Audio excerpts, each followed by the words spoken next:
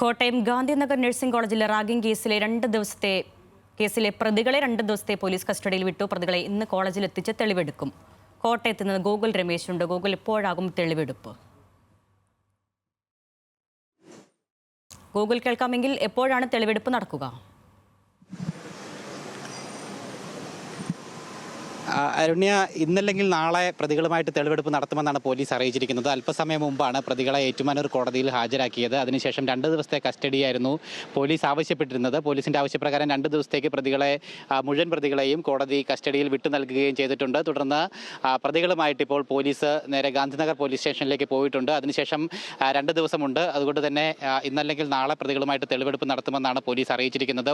അതുമാത്രമല്ല, പ്രതികളിൽ നിന്ന് വിശദമായിട്ടുള്ള വിവരങ്ങൾ ചോദിച്ചറിയേണ്ടതുണ്ട്. ഈ റാഗിങ്ങുമായിട്ട് ബന്ധപ്പെട്ട് കൂടുതൽ ആളുകൾ ഇതിൽ ഉൾപ്പെട്ടിട്ടുണ്ടോ, അതോടൊപ്പം തന്നെ ഏതൊക്കെ ദിവസങ്ങളിൽ ഏതൊക്കെ സമയങ്ങളിലാണ് റാഗിങ്ങുകൾ നടന്നിട്ടുള്ളത്, അല്ലെങ്കിൽ ഇത്തരത്തിലുള്ള സംഭവങ്ങൾ നടന്നിട്ടുള്ളത് എന്നുള്ള കാര്യങ്ങളൊക്കെ വിശദമായിട്ട് തന്നെ ചോദിച്ചറിയേണ്ടതുണ്ട്. അതുകൊണ്ട് തന്നെ മൊഴിയെടുപ്പും തെളിവെടുപ്പും ഈ 2 ദിവസങ്ങൾ കൊണ്ട് പൂർത്തിയാക്കേണ്ടതുണ്ട്. അതുകൊണ്ട് തന്നെ തെളിവെടുപ്പ് ഒരുപക്ഷെ ഇന്നല്ലെങ്കിൽ നാളെ തന്നെ ആയിരിക്കും നടക്കുന്നുണ്ടാവുക എന്നാണ് പോലീസ് വ്യക്തമാക്കിയിരിക്കുന്നത്. ഈ സംഭവങ്ങൾ നടന്നിട്ടുള്ള കോളേജ് ഹോസ്റ്റലിലും അതോടൊപ്പം തന്നെ കോളേജ് ക്യാമ്പസിലും എത്തിച്ചുകൊണ്ട് പ്രതികളെ തെളിവെടുപ്പ് നടത്തുമെന്നാണ് പോലീസ് അറിയിച്ചിരിക്കുന്നത്. ഒപ്പം ഈ കോളേജ് പരിസരത്തെ സ്ഥിതിഗതികൾ കൂടി വിലയിരുത്തിയതിനു ശേഷമായിരിക്കും, അല്ലെങ്കിൽ മറ്റ് അനിഷ്ട സംഭവങ്ങളൊന്നും ഉണ്ടാകാത്ത രീതിയിലുള്ള ഒരു തിരക്കൊന്നുമില്ലാത്ത സമയത്തായിരിക്കും പ്രതികളെ അവിടെ എത്തിച്ച് തെളിവെടുപ്പ് നടത്തുക എന്നുള്ളതാണ് ഗാന്ധിനഗർ പോലീസ് ഇപ്പോൾ അറിയിച്ചിരിക്കുന്നത്. എന്തായാലും 2 ദിവസം ആവശ്യപ്പെട്ടത് 2 ദിവസം പൂർണ്ണമായിട്ടും കോടതി അനുവദിച്ച് നൽകിയിരിക്കുകയും ചെയ്തിരിക്കുകയാണ്. 5 പ്രതികളാണ് ഈ കേസുമായി ബന്ധപ്പെട്ട് നിലവിൽ റിമാൻഡിലായിരുന്നത്.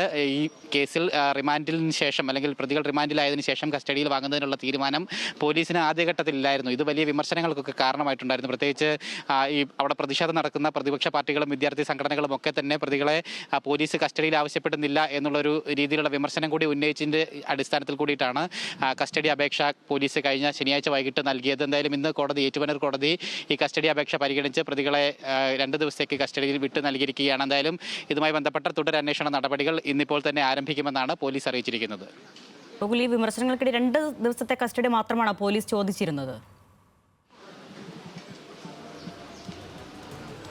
തീർച്ചയായിട്ടും നിലവിൽ 2 ദിവസത്തേക്ക് വേണം എന്നുള്ളതായിരുന്നു ആവശ്യപ്പെട്ടിരുന്നത്. പ്രധാനമായിട്ടും അവർക്ക് പൂർത്തിയാക്കാൻ ഇനിയുള്ളത് ഈ പ്രതികളിൽ നിന്നും കൂടുതൽ കാര്യങ്ങൾ ചോദിച്ചറിയുക, അതോടൊപ്പം തന്നെ സ്ഥലത്തെത്തിച്ചുകൊണ്ടുള്ള ചില നിർണായകമായിട്ടുള്ള തെളിവെടുപ്പ് നടപടികൾ, അത് 2 മാത്രമേ ആവശ്യമുള്ളൂ. അതുകൊണ്ട് തന്നെയാണ് 2 ദിവസത്തേക്ക് മാത്രമായിട്ട് ആവശ്യപ്പെട്ടതെന്നാണ് പോലീസ് വ്യക്തമാക്കിയിരിക്കുന്നത്. മാത്രമല്ല, ഈ കേസുമായി ബന്ധപ്പെട്ടിട്ടുള്ള ബാക്കി നടപടികളൊക്കെ പോലീസ് നേരത്തെ തന്നെ പൂർത്തീകരിച്ചിട്ടുണ്ടായിരുന്നു. ഇത് ഈ കോളേജ് ഹോസ്റ്റലിലും ഒക്കെ എത്തിച്ചേർന്നുകൊണ്ട് അവിടെ നിന്നുള്ള വിവരശേഖരണങ്ങൾ നടത്തുക, ദൃശ്യങ്ങൾ ശേഖരിക്കുക, അതോടൊപ്പം തന്നെ അവിടെ ഈ അക്രമത്തിന് ഉപയോഗിച്ചിട്ടുള്ള സാധനങ്ങൾ, ഡംബൽ പോലെയുള്ള ഉപകരണങ്ങളൊക്കെ അവിടെ നിന്ന് പോലീസ് കണ്ടെടുക്കുന്നത് അടക്കമുള്ള നടപടികൾ ഇതിനോടകം തന്നെ പൂർത്തീകരിച്ചിട്ടുണ്ടായിരുന്നു. അതുകൊണ്ട് തന്നെ അത്തരത്തിലുള്ള നടപടികളൊക്കെ തന്നെ അവസാനിച്ച ശേഷമാണ് പ്രതികളെ കൂടുതൽ ചോദ്യം ചെയ്യലിനായിട്ട് കസ്റ്റഡിയിലെടുത്തത്. ഒപ്പം മറ്റ് വിദ്യാർത്ഥികളുടെയും അധ്യാപകരുടെയും രക്ഷിതാക്കളുടെയും ഒക്കെ മൊഴി ഈ കേസുമായി ബന്ധപ്പെട്ട് പോലീസ് നേരത്തെ തന്നെ രേഖപ്പെടുത്തുകയും ഒക്കെ തന്നെ ചെയ്തിട്ടുണ്ടായിരുന്നു. ഇനി പ്രതികളെ കയ്യിൽ കിട്ടി അവരെ കൊണ്ട് നടത്തേണ്ട ചില നടപടികൾ കൂടിയേ പൂർത്തീകരിക്കേണ്ടതുണ്ടായിരുന്നുള്ളൂ. അതുകൊണ്ട് തന്നെയാണ് 2 ദിവസത്തേക്ക് ആവശ്യപ്പെട്ടിരിക്കുന്നത്. എന്തായാലും അത്തരത്തിലുള്ള നടപടികൾ എത്രയും വേഗം തന്നെ ആരംഭിക്കുമെന്നാണ് മനസ്സിലാക്കാനായിട്ട് സാധിക്കുന്നത്. പ്രതികളെ